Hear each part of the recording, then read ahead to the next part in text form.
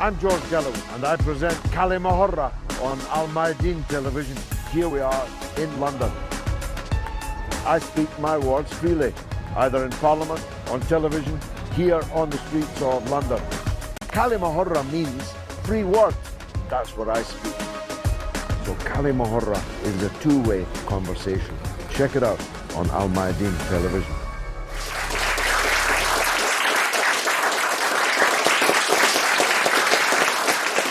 Welcome to Kalima Horra with me, George Galloway, for Al Mayadeen television. Coming to you from London, but discussing the events in the Gulf and their impact on the wider Arab Middle East. I'm joined by a group of distinguished experts and one or two enthusiastic amateurs like me. At the time of recording, one of the gravest impacts is now being felt on the streets of Holy Jerusalem. Just as the secret relationship between Saudi Arabia and the apartheid state of Israel was looming largely into public view for the first time, the siege on Al-Aqsa turned out to be the straw that broke the camel's back, and not just for the Palestinian people, but for the Arabs as a whole. Despite cholera, starvation, famine, and endless bombardment, the people of Yemen in Sana'a were out in their millions demonstrating for Al-Quds, Al-Aqsa. All over the Arab world, people are rising up. All over the Muslim world, people are rising up, saying enough is enough. Bit embarrassing for the Saudi Arabian regime, their relationship with Israel. But we'll be looking more widely at the impact in the Levant as a whole, because, of course, the Syrian Arab army and its allies were already well on the way to a military victory over the jihadist, fanatic, extremist attack upon their country. But the crisis, the falling out of Qatar and Saudi Arabia, has very definitely, well, as we say in English, put the tin hat on it. Because, of course, it has now led to further division within the extremist infiltrator ranks, as people, on the basis that he who pays the piper calls the tune, those that have been funded by Saudi Arabia are now fighting against those that had been funded by Qatar, and by extension the other minor satrapies in the Gulf that do exactly what Saudi Arabia tell them to do. So the division, further division, there were already many divisions, but the further division of the anti-Syrian forces still present on the battlefield in Syria is, of course, a tremendous boost to the government in Damascus and their armed forces, their heroic armed forces, who have performed a military feat of Stalingrad proportions in defeating the invasion of dozens of countries and their proxies of the Syrian Arab Republic. But there are other impacts too. Who'd have thunk it? Saudi Arabia is now pumping in money and propaganda to the Kurdish people, whose long plight the Saudis managed to miss this last century or so. But they've now woken up to the plight of the Kurdish people and the rights of the Kurdish people to some form of self-determination, some form of self-rule. The Saudis have got right behind the Kurds. How could that be? Why would that be? Well, of course, it's to punish Turkey, because Turkey has sided with Qatar in the GCC fallout. Now, at the time of recording, it may be that that fallout under American pressure has begun to lessen.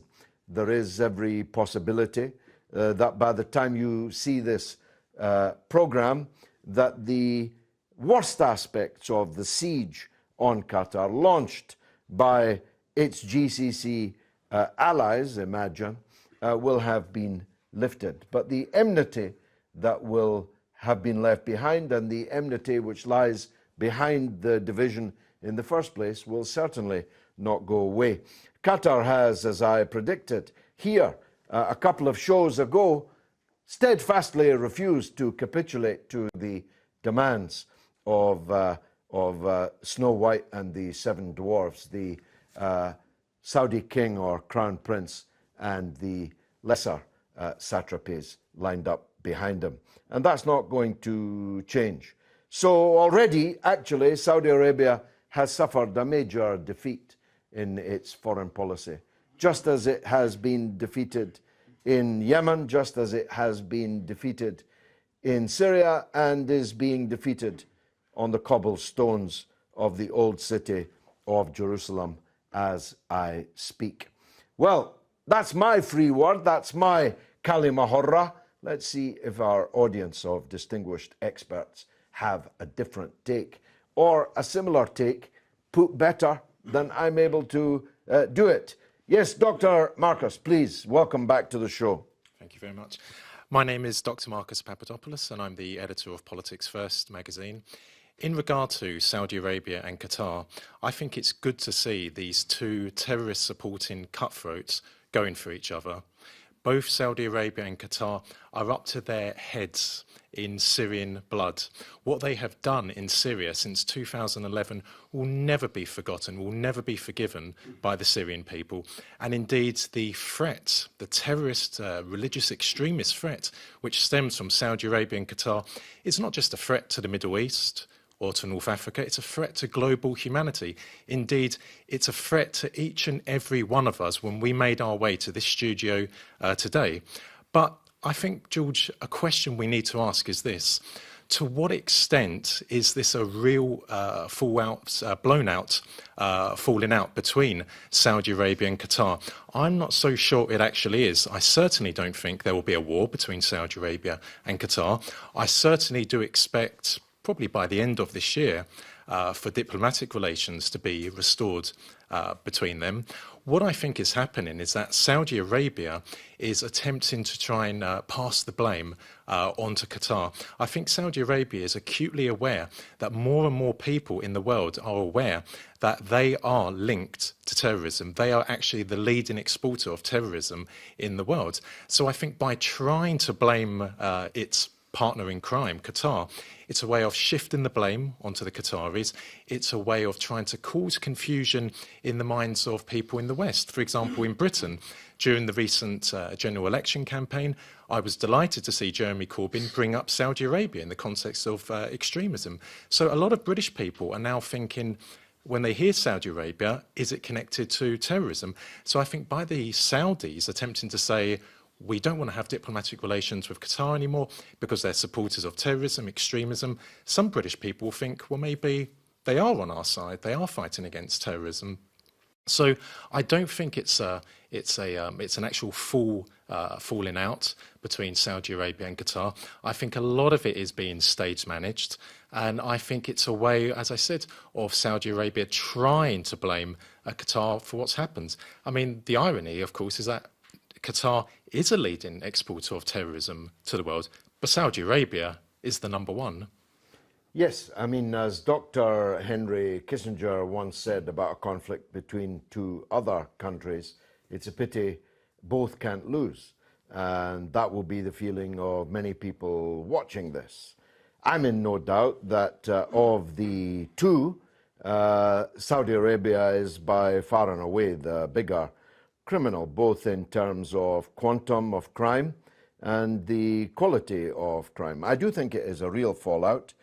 In fact, they were never friends to begin with. It's true that both have been supporting terrorism, but generally speaking, different terrorist groups. They all cut your throat, they all eat your heart, they all blow up your church or your mosque if you are a worshipper who doesn't quite fit into their very narrow groove.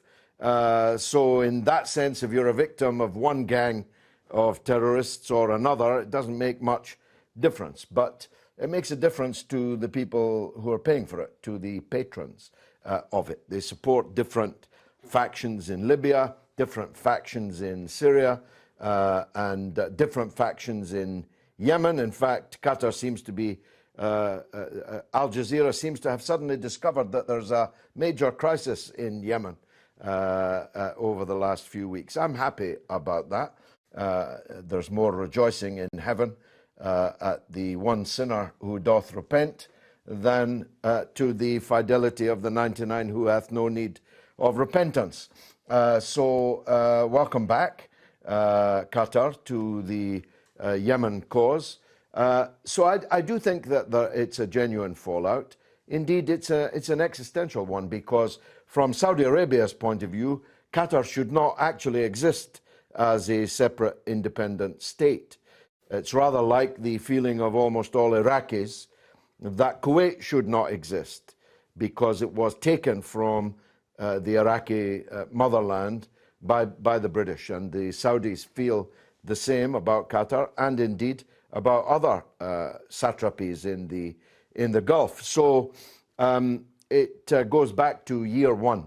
The Saudi Arabians have never actually accepted the legitimacy, the validity of the existence of Qatar, and now that it's one of the world's richest countries and has used its wealth rather more intelligently than Saudi Arabia has in purchasing brand,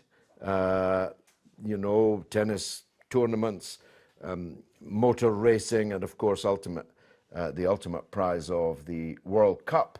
Saudi Arabia has none of these things. Nobody in their right mind would want to have anything to do with Saudi Arabia. That has not been true of Qatar.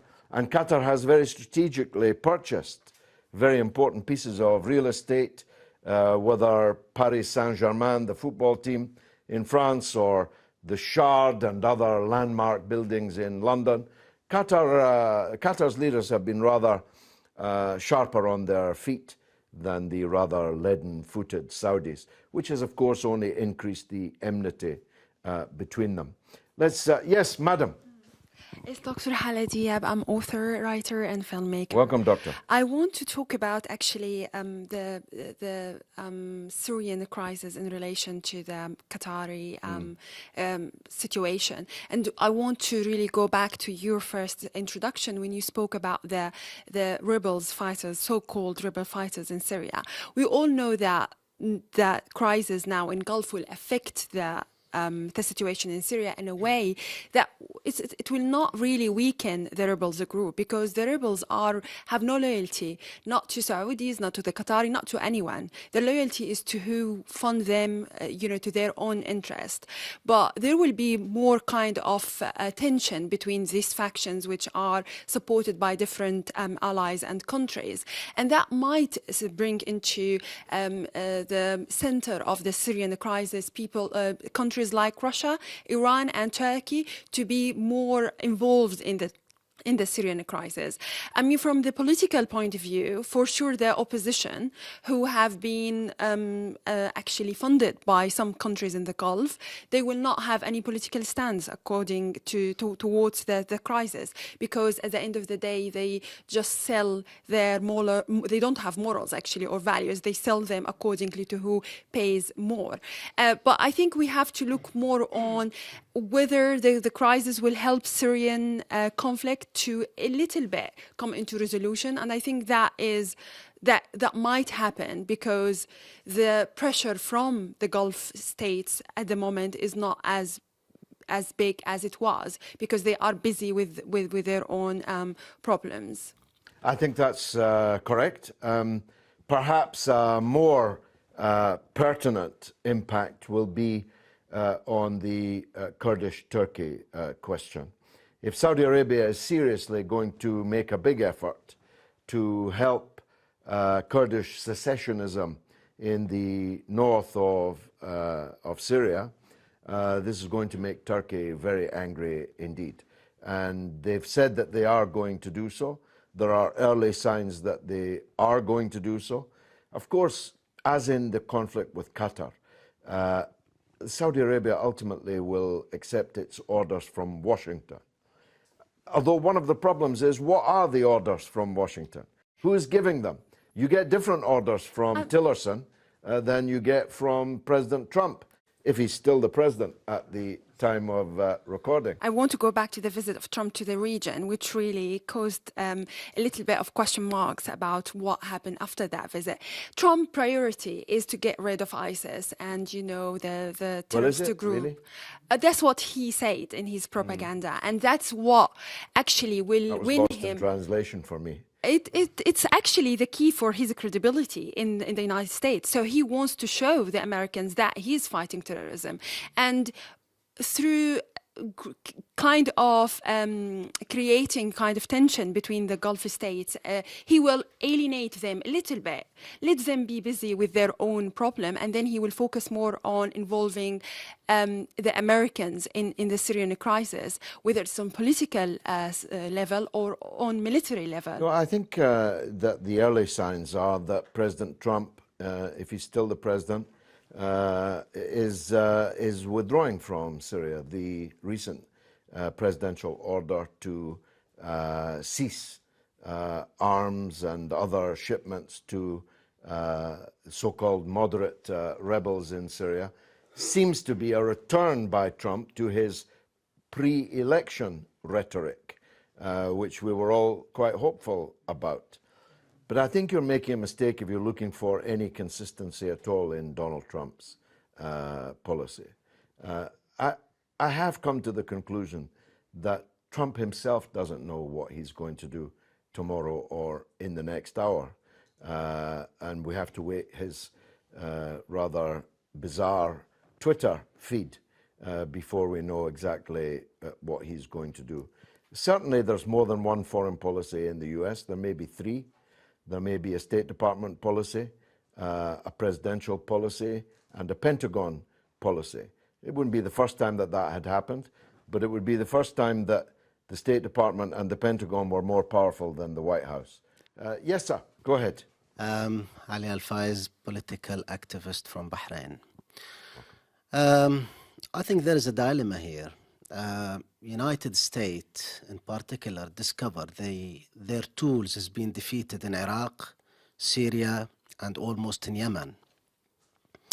And as the doctor said, they wanted to have a scapegoat. So they have to manage their exit somehow. Especially they're having a talk with Russia nowadays.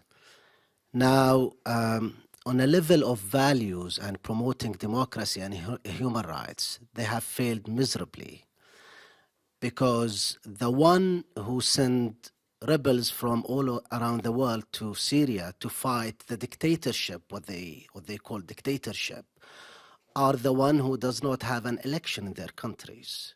In fact, they sent their troops to Bahrain to find a peaceful revolution because they ask for election and democracy. And the one who claim there is a terrorism today supported by Qatar, or Qataris claim there is terrorism supported by UAE or Saudi, and in Bahrain is in the picture, they accuse a human rights activist in Bahrain as terrorist. So there is a big problem with values and promotion of human rights and democracy. And they've been exposed big time. So the scapegoat is to put the blame on Qatar. Especially Saudi is being defeated in Iraq, in Syria, and now in Yemen. And the question is whether they will be competing or fighting in Syria, or this battle will be moved to the Gulf. That's a big question now.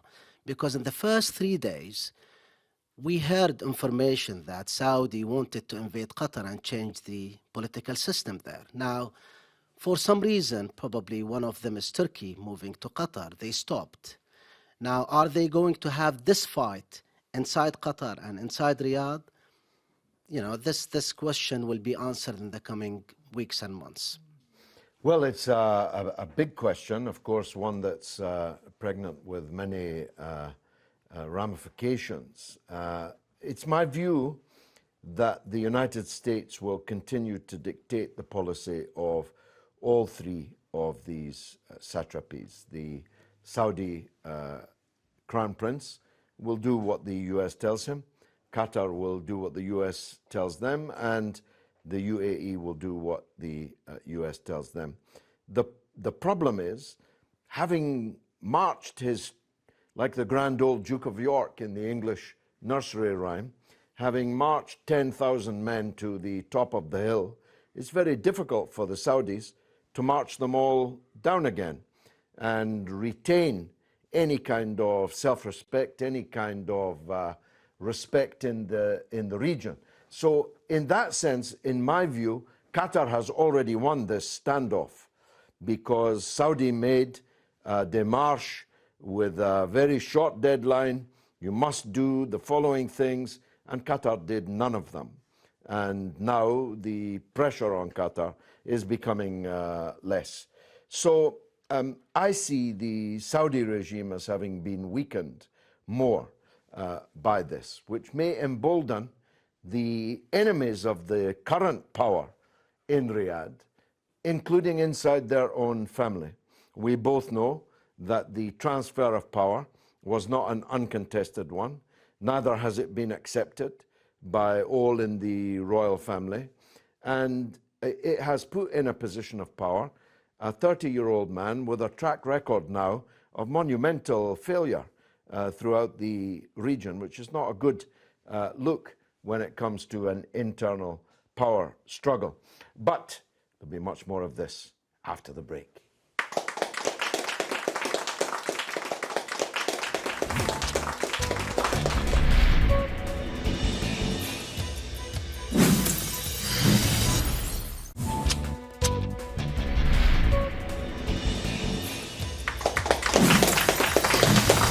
You're watching Kalima Horra with me, George Galloway, here on Al Mayadeen Television, coming from London, but discussing how could we be doing otherwise. Events not just in the Gulf, but in Jerusalem, in Syria, in Turkey, and in the Yemen. It's all coming out now. But we took the Kalima Horra camera out onto the streets of London to hear what the public think. Take a look at this. Do you think the Gulf crisis are affecting the situation in Syria? Yeah, big time. I'm not sure, because I'm not really up to all that politics, but I know it's not right what's going on over there. Probably it has. I think it's being used as a smokescreen to deflect and diverge everyone's attention away from what's really happening in Syria. Well, at the moment I think it is, yeah, with the problem with Qatar being sort of, with the problems they've got there of refusing their airspace and everything else, yeah, I think it is affecting it. I assume it does, but I'm not too sure, to be honest. Do you think the Syrian conflict is getting better or worse after the Gulf crisis? Haven't heard that much about it in the news, but it seems like general vibe is that it's getting worse.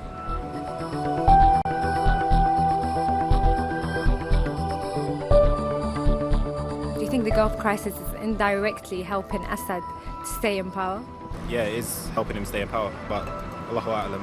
الإرهاب الخليجي كان هاجم على الأسد، ولكن يبدو أن الأسد لأنه من مع محور المقاومة سوف يثبت، لكن الخليجيين المشاكل اللي بينهم كانت تحت الطاولة، الآن طلعت خارج الطاولة.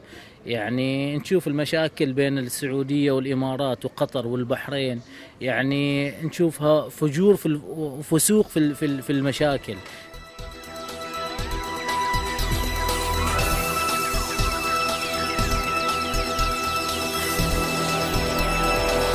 Well, that was the view from some of the people on the street, one of them actually living on the street. That first fellow who was sitting down with the beard and who was a poor soul, really, he used to be a British soldier. And it's one of the more perverse aspects of contemporary British society that a very significant proportion of people living on the street, as indeed a significant proportion of people in prisons and in mental health treatment, are ex-soldiers. So in Britain, we wave our soldiers off to war, but when they come back, we don't want to know them. Well, there wasn't much wisdom, I felt, in the points that were made from the street, and that's a symptom of confusion, because when you have two allies, as Britain has, Saudi Arabia and Qatar, both big allies of Britain, big customers and big investors in Britain. When these two allies begin to fall out and that there might be actually a war between them, well, who do you choose, Tweedledee or Tweedledum? Let's go behind. Take the gentleman in the middle. So Abu Saud, what I reckon for last couple of years, what's happening with Saudi, they're acting like Uncle Sam of Middle East. So the country which came up against them is Qatar. Now, what ironically we are seeing, a tit-for-tat decision between Turkey about the Kurdish. It's on the doorstep. Now, Qatar is going for Yemen. But who are the loser? Muslim of Middle East and Far East or Southeast Asian Muslim. We are losing. The other people who are the supplier of defense equipment, they're laughing all the way to the bank. So it's in the interest of America to keep us busy, keep fighting in the name of peace. But we have seen the change from Obama to Trump. Trump, first time he's against the Muslim. First visit, where did he make? Saudis. And the condition of Saudis was that the king must come to receive him at the airport, near the plane, which he did. The man who can't even walk. And he's aided from room to room. He managed to come there and throw lots of money for Trump, made him happy. But unfortunately, I see this is a sad thing for all the Muslims of the world. We're not going to win, and we're not winning either. Thank you very much. Well, I think that sums it up very succinctly. Yes, sir, please. I'm very confused because Russia and America, they are enemies of each other, but they're both fighting in Syria. And Iran and Saudi Arabia, they are also against each other, but they're both involved in Syria. So why those big enemies, instead of going to Syria, fight between themselves and decide? Well, that's a very good and simple point. These are proxy battles, but there's an important difference between them, and it's one that is very rarely pointed out in Britain. The Russian military presence in Syria is entirely legal. In fact, the Russians are the only national armed forces who are legally in Syria alongside the Syrian army. The American presence is entirely illegal. It is against the express wishes of the government of Syria, and it has no United Nations authority to act extraterritorially without the approval of the Syrian government. So on both levels, it is entirely illegal. And that goes for the presence in the skies of British air power and on the ground of British so-called special forces. And it goes for France, and it goes for all the other state actors that are involved in Syria. So it's true that there's a lot of foreign involvement in the Syrian conflict. Some of it is legal, and the rest of it is illegal. And once again, just as in the Iraq conflict next door in 2003, we're the ones on the illegal side. Yes?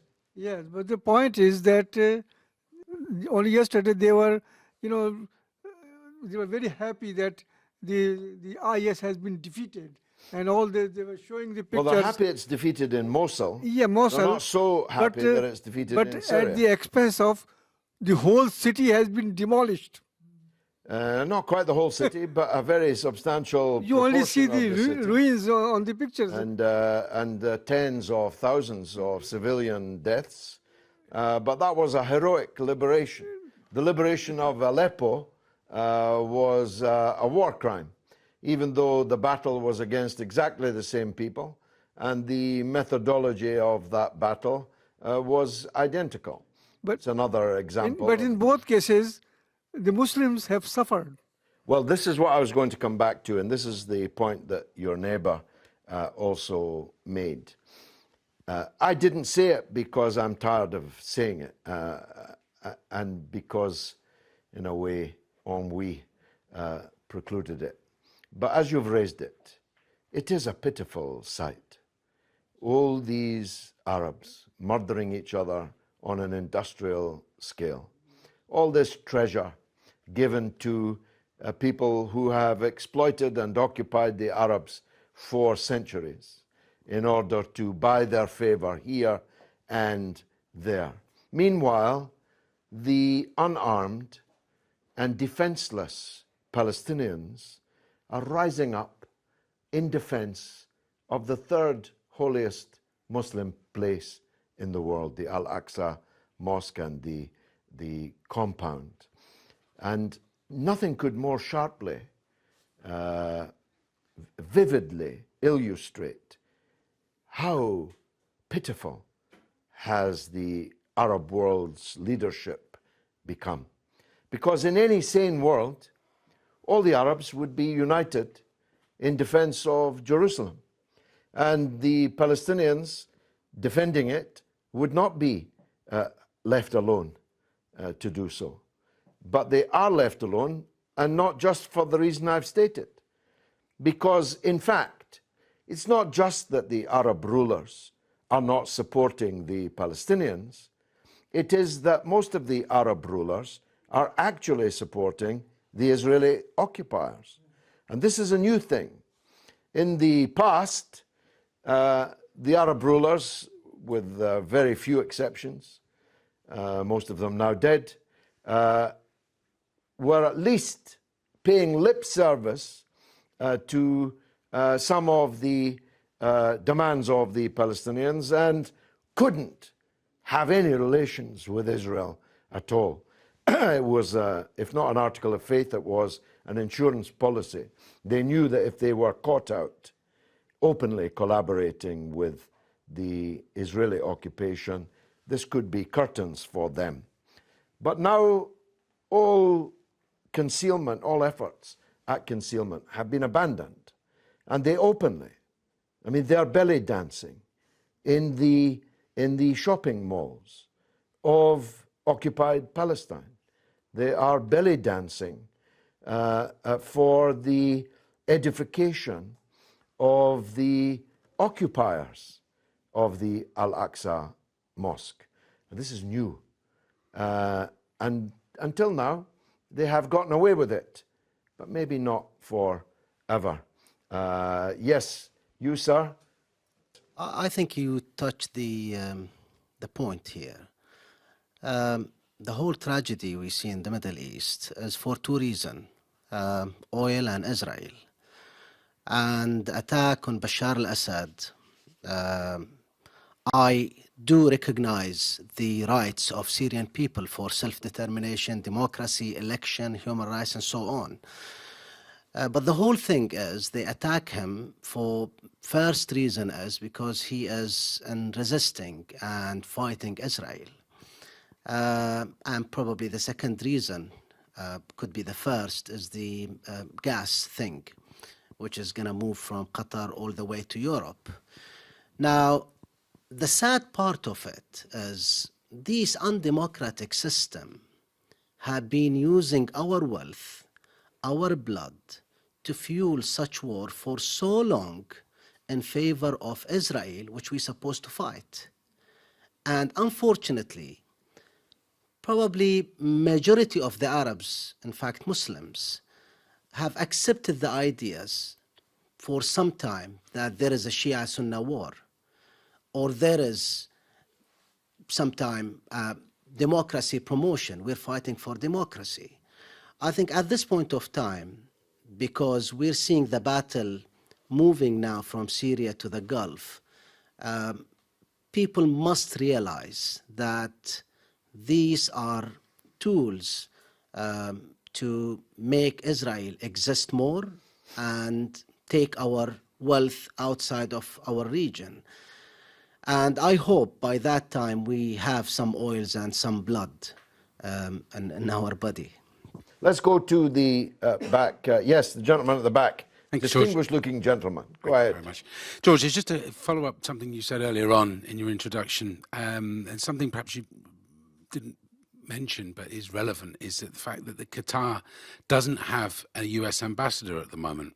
That may be corrected by the time this programme airs, but it's telling that Washington is doing direct diplomacy through Tillerson in his visits to the region to sell weapons, to stir up the conflict and then quash it. It's an interesting game that the Americans are playing. But to come back to Britain, there was something you did mention, which is the Saudis basically have compromised so much of the British establishment. I'm thinking of your movie where you mentioned the Al Yamamah arms agreement, arms sales, and the way that the Metropolitan Police was compromised by Tony Blair. In his in closing the serious fraud office investigation into this scam, this arms deal, the Saudis pulled strings that the Qataris can't. They may have property here, but the Saudis still have the real power in that we're still selling them weapons. Every one of the prime ministers that we've had in the last 7 years has continued that. So we've had Gordon Brown, we've had Theresa May recently selling weapons, and we've also had David Cameron, notably. So that the conflict in Syria, the conflict that the Saudis have stoked up and have raised to a crescendo to the point where now it could all fall apart, is just interesting that Britain still will never betray Saudi Arabia. Well, Britain invented Saudi Arabia and its ruling family. They eased it into power. It's ironic. One of the sticks with which the Saudis beat the Qataris is that the royal family there were handpicked by the British. As a matter of fact, not only were the Saudi rulers handpicked by the British, they were handpicked by a British woman called Gertrude Bell. She wouldn't be allowed to drive a car in Saudi Arabia now. I'll be right back.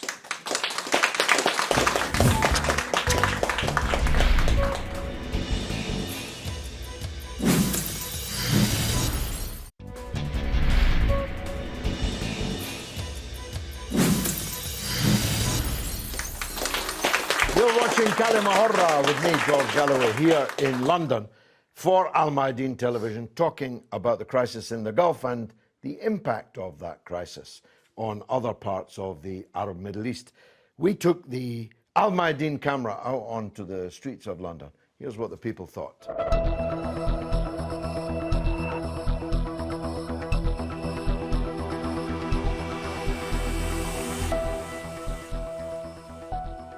Do you think the Saudi support for the Kurds is genuine, or is it a punishment for Turkey for allying with Qatar? I don't know. There are a lot of things, like I said before, that we don't see, that happens behind closed doors that we don't know about. Pass. I haven't got a clue. يعني السعودية بعد هزيمتها في سوريا والعراق وبعض الدول، وهزيمتها أيضا في اليمن، لأن في اليمن ما انتصرت السعودية، وهي اللي كانت تقيد الكوليشن على اليمن، الحرب على اليمن. هزيمة يعني نكراء إلى السعوديين، لأنهم ما حققوا أي هدف من أهدافهم اللي قادوها على اليمن أو على سوريا أو على البحرين أو على بعض الدول.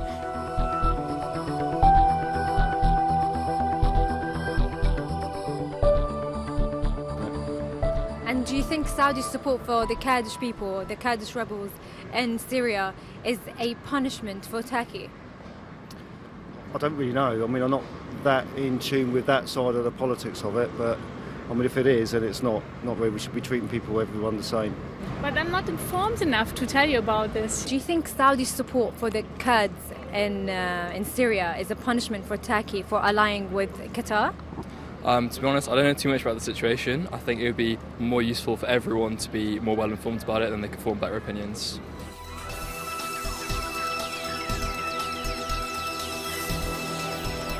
It is, I must say, remarkable that Britain, which had so much to do with how things are today in the Arab world and how events in the Arab world are so very important to the peace and security of the world, that virtually nobody in Britain knows anything at all. And for those watching this from overseas, I at least am a bit embarrassed about my fellow countrymen and women and their ignorance. And I've been shouting for well over 40 years. I wonder how many are listening. Yes, Doctor, go ahead. To go back to the crisis in the Gulf, and I think that we forget that there is an ideological side of it, not only political or military aspect, because we forget the other players, Egypt, United Arab Emirates, they fed up with the Muslim Brotherhood and the support that Qatar gives to Muslim Brotherhood, especially that Qatar has been very vocal against Sisi and the government in the new government in Egypt, and also because the ideological rise of Sufism in United Arab Emirates and in Egypt against the rise of Salafism and Wahhabism, while in Qatar there are a lot of Muslim Brothers leaders, taking refuge there in that country. So we can't talk about the crisis without talking about Egypt and other players and United Arab Emirates and other countries, and the ideological conflict that is there between these countries. Well, try and explain that out on the street of Britain. That complicates it even more. I did in the previous program analyze in some detail the ideological, theological differences, and you have recapped on some of them. Qatar is the banker to the Muslim Brotherhood. Turkey is the muscle for the Muslim Brotherhood. That's true. Saudi Arabia is terrified of the Muslim Brotherhood because if anybody overthrows the regime in Saudi Arabia, it will probably be the Muslim Brotherhood. At the same time, the West, which played a significant role in the development of the Muslim Brotherhood, on the age-old principle that my enemy's enemy is my friend. So let's develop a Muslim Brotherhood in Egypt as a counterweight to the rise of Arab nationalism, later Nasserism in Egypt.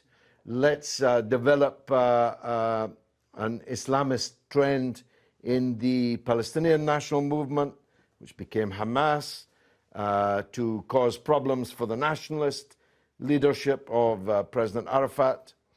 And then there's the rather inconvenient fact that actually the Muslim Brotherhood won the presidency in Egypt, and the military, Western-backed military, overthrew it.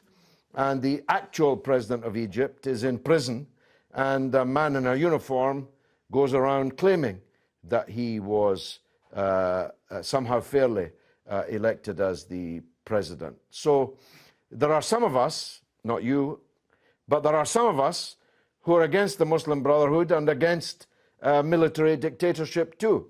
We're against Western puppets, whether they're wearing Islamic garb or military uniforms. In that sense, we are consistent. Others are not so consistent. They're with the Muslim Brotherhood here, but against it there. They're with Sunnis here, but with Shias there. It's very important in life, I have found, in what has not been mercifully a short life, to try and follow the Northern Star, to be constant and to be consistent in one's attitude. Let's hear from Dr. Marcus. Go ahead, sir. I'd like to make a few points. First of all, I would argue that the primary reason as to why the Americans are trying to overthrow the Syrian government is to end Russia's influence and power in the Middle East, because Syria, for over 50 years, has been Russia's eyes and ears in that region. Effectively, Syria to Russia is what Israel is to America. And we have a Russia which is resurgent on the international arena, something that we should rejoice. And Russia is the only country in the world that can challenge American global supremacy. So if the Americans can overthrow the Syrian government, then they can dent Russia's resurgence. And the Americans are doing exactly the same in Ukraine. The reason they're trying to bring Ukraine into the West's orbit is to weaken Russia in Europe, and a weakened Russia in Europe is a weakened Russia in the world. The next point I'd like to make is that we hear a lot about Syria being a police state, a lack of democracy, human rights violations. Well, excuse me, but there's a lot to police when you have a brutal, villainous organisation like the Muslim Brotherhood, and that's something that should actually be told in Western capitals. The other point I'd like to make is that in regard to the Gulf crisis having an impact on the conflict in Syria, there is no indication, there is no tangible evidence to demonstrate that it is having an impact. I mean, if you were to tour the front lines across Syria and speak with the Syrian soldiers there, they would tell you that the terrorists, be it the so-called Free Syrian Army, al-Nusra, ISIS, etc., are still receiving fighters, they're still receiving weapons, and they're still receiving money as well. The last point I'd like to make is regarding Trump. You know, Trump has had decades-long extensive relations with Saudi Arabia. And I think the day he became president was really an even worse day for Syria, because just days before he actually attacked that Syrian airbase this April, he actually signed a $200 billion deal with Saudi Arabia, whereby Saudi Arabia would invest $200 billion in American Saudi enterprises. Lo and behold, 1 week or 10 days later, America attacks Syria. So I think we need to be very careful about Trump. And we heard it a few months ago that Trump was going to scale back American involvement in Syria. Well, that never happened. And President Assad gave an interview to a Chinese media outlet. He said the same thing. We've heard recently that Trump is going to end support for the terrorists in Syria. Well, recently, Foreign Minister Lavrov, the Russian Foreign Minister, was asked about that, and he confirmed the Kremlin's view that there is no evidence whatsoever that Trump is going to stop supporting the terrorists in Syria. Yes, of course, much of what you say I agree with, but just like with your fellow doctor, I must insist on my belief that we have to avoid false dichotomies. You see, Syria is a police state. It is a dictatorship. There may be reasons, as you allude, but it is. You don't have to take my word for that. You can take President Assad's word for that. President Assad himself has instituted, just in the last couple of weeks, major changes in the governance of Syria. He has dispatched legal teams to Aleppo. He has sacked governors. He has been very clear that this great victory that has been won in Syria means that the status quo ante is no longer an option. And so we mustn't be more Catholic than the Pope. We mustn't be more Ba'athist than President Assad. We have to accept that one of the reasons for the revolts in these countries is the lack of democracy. See, I've got news for you, Doctor. You don't have to be in the Muslim Brotherhood to be picked up by the Syrian secret police. If we lived in Syria 5 years ago, you and I would have been sharing a cell, having been arrested by the Syrian secret police, because you and I are free men who say what we think. Now, until recently, that was quite a serious crime in Syria and would definitely have landed you in the prison cell, and God help you once you got there. So let's not be more royal than the king, more Catholic than the Pope. Let's not be more Assadist than Assad. Yes, sir. I think the point Doctor mentioned, in my views, is not right, because if Assad today, at this point of time, stop his relation with Iran and Hezbollah, the whole thing in Syria will stop immediately. It's not about Russia at all. It's about resisting Israel and their project in the Middle East. That's it. I think even the gas is not a big issue when it comes to having the policy of Assad in line with the policy of United States and opening up at least a backdoor with Israel. I think the problem is not with religion, not with brotherhood, not with Shiism, not with Sunnism, not with anything. Because when Shia was in line with the United States, Saudi used to go there and, bow to him and, kiss his hand. But when the change happened, suddenly Shiism become an issue. Brotherhood, at a point of time, they were welcomed. In fact, Brotherhood today is a major part of Bahraini government because they use it to suppress the other people's demand for democracy. Unfortunately, the religion is used here as a second layer, a second tool to suppress people. We have a say in Islam, الناس صنفان إما أخ لك في الدين أو نظير لك في الخلق. People are too kind. One of them is your brother in religion or brother in humanity, human being.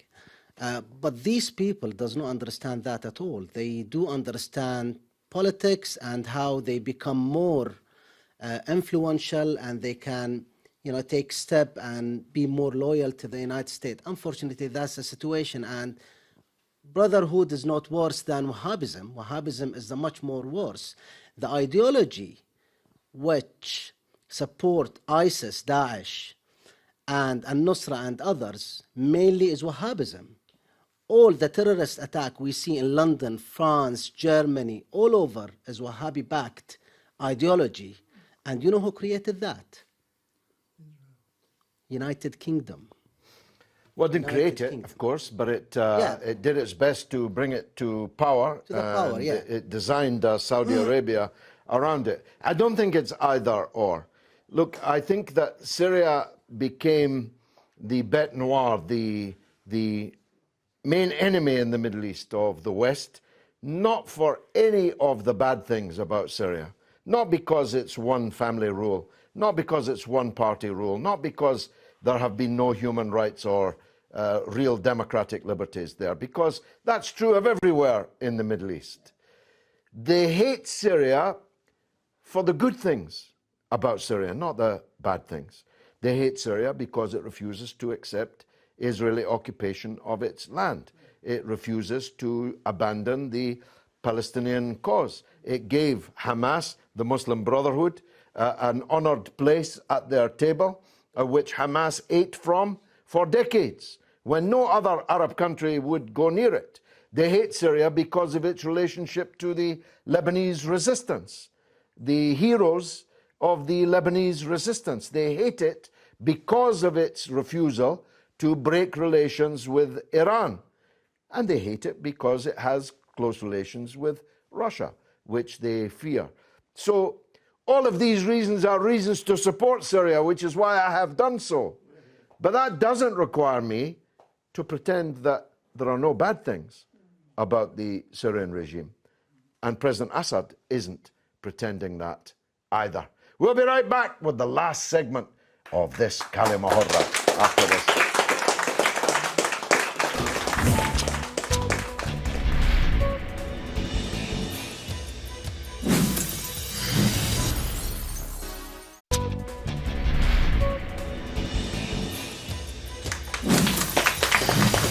Welcome to Kalima Horra with me, George Galloway, for Al Mayadeen Television here in London, but talking about, of course, the various crises crisscrossing the Arab Middle East. Let's go straight to the audience. Yes, madam, what would you like to say? My name is Warda and I'm a Yemeni. I'm not a political person, but I became a political person today and interested in political because of the bloodshed in Yemen and in the other Arab countries, of course. I don't feel. I'm still in a confusion. I don't know exactly what's happening with the whole thing since the spring of the Arab Spring. But I know deep inside the first mission for them was to put the corruption of all the politics down, and not to put the corruption of innocent people down. So what we see now, a lot of innocent people are dying in our street. So what is the first? What is your word or your message to the innocent people who are in the street, just wondering and confused about the whole situation? Well, the Arabs are currently swimming in their own blood, and your country is, of course, just one of the disaster areas. And the people who are bombing you are fellow Arabs and fellow Muslims, and they're doing it for the delight of people who don't care about Arabs or Muslims. And of course, we don't have time, but we could tour the horizon over the last 100 years and see what the real purpose of colonialism is. And if I was to put it in a nutshell, they want to steal your things. And they want to have puppet regimes, whether corrupt kings or puppet presidents, who will rule the land in the interest not of their own people, but of our Western people, who will spend your money in the West rather than invest it in your own lands. And if a conflict arises in those puppet states, and there's a chance that the puppet might be overthrown, of course they will do everything that they can to assist the puppet to crush their enemies. And it gets more problematic when the puppet wants to cross the lines and crush people in a neighboring state, like in Bahrain, like in Yemen, both of which have been subject to outright invasion by the Saudi kingdom. And it becomes slightly less complicated when they do it through proxies, as they have done in Libya, for example, and in the destruction of Syria. But I take great hope in two things. In what I'm watching on the television in Jerusalem today, and the echo that that is having throughout the Arab world, from Marrakesh to Bahrain, and in the victory of the Syrian Arab army. A Sunni army, by the way. 80% Sunni army. Very important to those who pretend that the division in Syria is a sectarian one. Let me go to the gentleman, yes, in the middle. Absar Ahmed from Harrow on the Hill. Welcome. Why this America and Britain are giving arms aid to these countries like Saudi Arabia, who are doing damage to poor countries like Yemen and all that? So, well, it's not aid, of course, it's sales. Sale, why? Which is the key point. They're not giving aid, they're receiving big bucks. That should stop first. Well, of course, we have discussed this on Kalima Horra. We will again. The gentleman at the back raised the Al Yamama deal, the biggest sale of anything by anyone to anybody in all history. And it was all a theft from the Saudi people.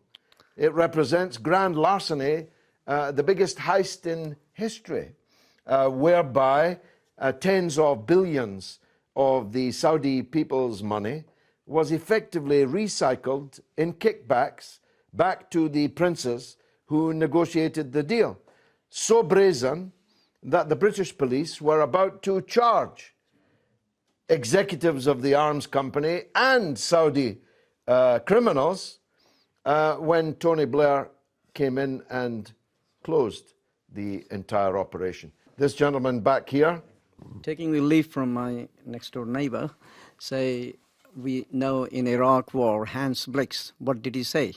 If I had a month more to do the survey, I knew this was all false, war of mass destruction. So when what happened in Britain, I was there in the parliament called by my MP, Gareth Thomas, with Jeff Hoon and other secretary with me at that time. They said, we are going for a war. 2 days later, the bombardment we have seen in picture, it was showed in CNN. So now we can see why UNO has got no value. U for USA rest is no. So UNO had powerless to stop America and 28 other countries to invade. And that carried out then, and it will carry out in future, which I can envisage. Thank you. Well, things are on the change. The Chinese were premature in describing the United States as a paper tiger. It's still not a paper tiger yet, but it's definitely an old tiger that's on its way out. And new tigers are arriving on the scene with far sharper claws than that. Yes, the lady, and then finally Dr. Marcus. Yes, madam. I just want to go back to one of the things that you discussed at the beginning of the show about whether the crisis will affect the situation in Syria in regards to the leadership of Bashar al-Assad. I don't believe that the leadership of Bashar al-Assad will be influenced by the Gulf crisis, whether Qatar is a best friend with Saudi Arabia or not. Because 6 years ago, or 6 years from the start of the so-called Syrian revolutions, the leadership is getting stronger and stronger. Because I think that the Syrian people today, they realize that the Syrian crisis was not actually a way for bettering the situation in Syria, rather than it brought damage and destruction to this country. Well, a revolution has to have both form and content. This revolution in the beginning had a form, the form of popular revolution, but its content the Syrian people have looked at and recoiled from, because the Syrian people are not Afghans. They're not Saudis. Syria is a sophisticated, Levantine, multi-ethnic and multi-religious society. Yep. Whatever its political problems, the Syrian people would never go quietly into the future as envisaged by these fanatics. But also, if we look at Syria 5-6 years ago, it was at its peak of thriving as a country of liberation, or on the way to be, better a country in the Middle East. But I think that some people in Syria, especially the young people, they were misled because of all these logos of freedom and democracy and the human rights. And I think that could have been reached in a better way, where people should be involved in politics, in political reform, than just walking in the street and asking for because we can't ask just the state to be destroyed in order to build a better state. We need to invest in what we are good about. Well, you can ask for the state to be destroyed if you are going to build a better state. But if you can't... Their proposal was to build a worse state. Their proposal was, whatever is wrong with Syria, we'll make it 10 times worse. Just like Libya. I mean, not everyone agrees with me, even in this room. I think Gaddafi was a disastrous ruler. And it's therefore an act of genius to make Libya 10 times worse than it was under Gaddafi. And if Al-Qaeda and ISIS and the alphabet soup of extremism that was poured by the West into the Syrian war, if they had prevailed, every problem in Syria would be 10, if not 100 times worse. You wouldn't be sitting on a television program in the Syria that these people had in mind, because you'd be completely invisible, and you would not be allowed out on the street except with your husband or your brother. And you certainly wouldn't be allowed to have an opinion on a television program. In fact, you wouldn't be allowed to sit in the same restaurant as the rest of us. And you wouldn't be allowed any freedom, even of your own religion. All religious places that didn't suit the fanatics would have been destroyed. All churches would have been destroyed. All Muslim minorities would have been destroyed, and their people massacred. And even those Sunni clerics and mosques that didn't pass muster with al-Baghdadi, as he was falsely known before the Russians did us all a favor in removing him from this earth, and may he burn in hell for eternity. If you didn't pass muster with al-Baghdadi, whether you were a Sunni or a Shia, your head would be taken from your shoulders, and if you were particularly unlucky, your heart would be eaten live on television for the edification of the others. So my point is not that we should say that Syria for the last 30 years has been a wonderful place. It has not. For some people, But it was. Well, indeed it was. That's part of the problem. For some people, it was. But Syria under Al-Qaeda and ISIS, it would have been 100 times worse. Doctor, last word is yours. Can I say, when people are observing how the United Nations has been utterly sidelined over Yemen and, of course, Iraq, to really understand that, people have got to get to the roots. And the roots of this is during the 1990s, when the West destroyed international law, destroyed the UN Charter, destroyed the Helsinki Agreement, when it dismembered the Socialist Federal Republic of Yugoslavia. What happened in Yugoslavia laid the foundation for Afghanistan, for Iraq, for Libya, Yemen and Syria. And I have to admit, I do find it frustrating when people often talk about what happened in Iraq. And of course, it was utterly criminal. And I sincerely hope that one day George Bush and Tony Blair will suffer for it.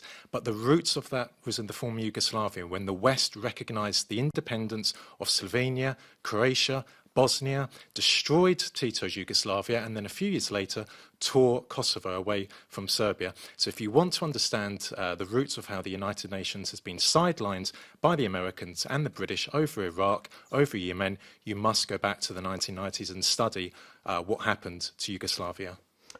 Well, in my film, The Killings of Tony Blair, I make exactly these points. It's not just that this destruction of Yugoslavia created the doctrine for further destruction and invasion of other countries, but the rush of blood to the head in the form of Tony Blair and his messianic pretensions was tipped over the edge in Yugoslavia. To be transformed from a rather wimpish Oxford boater to a war leader who could unleash death and destruction and actually destroy a country and be hailed for it by some, became an intoxicating brew for Tony Blair. And it led, as I knew that it would at the time, which is why I opposed in Parliament under the leadership of Mr. Tony Benn.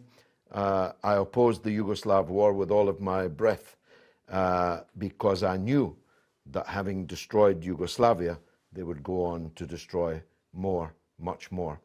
But I believe that they have reached the end of their strength on these matters. They will not be invading and occupying anyone else, because not only have they not the strength to do so, others have the strength to stop them. Russia, China, increasingly in the years to come, no one will accept that the manifest destiny of the United States of America stretches to invading and occupying their countries. We love America, we just don't want to be ruled by them. That's the feeling of most people in the world. This has been Kalima Horra. I've been George Galloway, and you have been a marvellous audience. Thanks very much for watching.